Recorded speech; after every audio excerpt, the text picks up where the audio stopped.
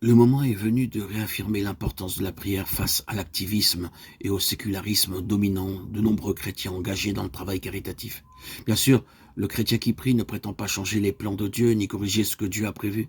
Il cherche plutôt à rencontrer le Père de Jésus-Christ, lui demandant d'être présent en lui et dans son action par le secours de son esprit.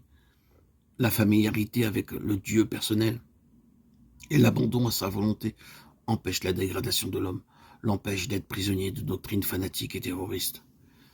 Une attitude authentiquement religieuse évite que l'homme s'érige en juge de Dieu, l'accusant de permettre la misère, sans éprouver de la compassion pour ses créatures. Mais celui qui prétend lutter contre Dieu en s'appuyant sur l'intérêt de l'homme, sur qui pourra-t-il compter quand l'action humaine se montrera impuissante?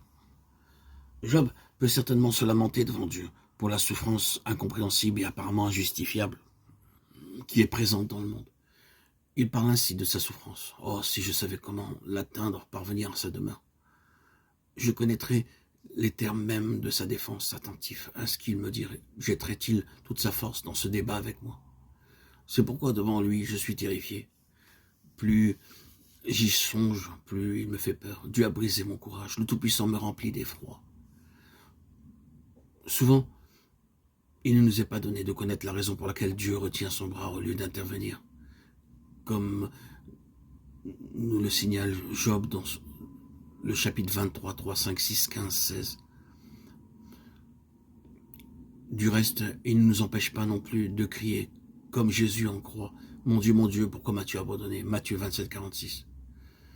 Dans un dialogue priant, nous devrions rester devant sa face avec cette question. Jusqu'à quand, Maître, saint et véritable, tarderas-tu? Apocalypse 6, 10. C'est saint Augustin qui donne à nos souffrances la réponse de la foi.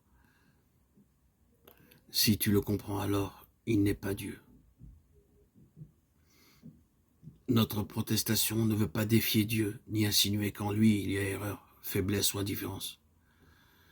Pour le croyant, il est impossible de penser qu'il est impuissant ou bien qu'il dort. 1 Roi 18, 27. Ou plutôt, il est vrai que même notre cri comme sur les lèvres de Jésus en croix est la manière extrême et la plus profonde d'affirmer notre foi en sa puissance souveraine.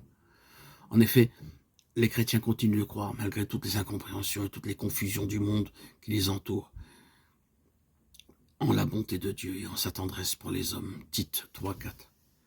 Bien que plongé comme tous les autres hommes dans la complexité dramatique des événements de l'histoire, il reste ferme dans la certitude que Dieu est Père et qu'il nous aime, même si son silence nous demeure incompréhensible.